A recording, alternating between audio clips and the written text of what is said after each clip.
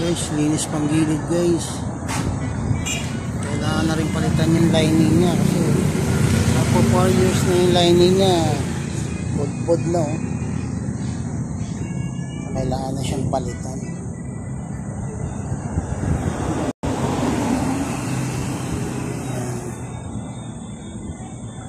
Ganun talaga pag araw-araw mo mabiyahe, uuupod talaga.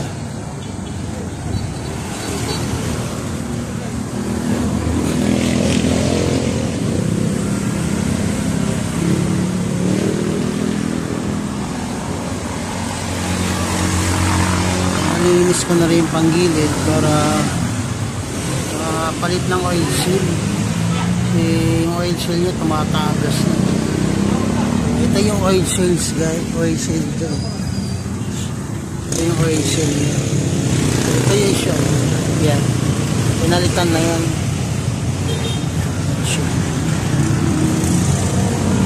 Gastos na naman, pero okay lang. Kasi bumabiyahe naman ng araw-araw na yan. Nasa mobile na tayo kaya kahit pa paano kikita tayo. Tsaga-tsaga lang. So guys, for the meantime, stand by muna tayo. Okay?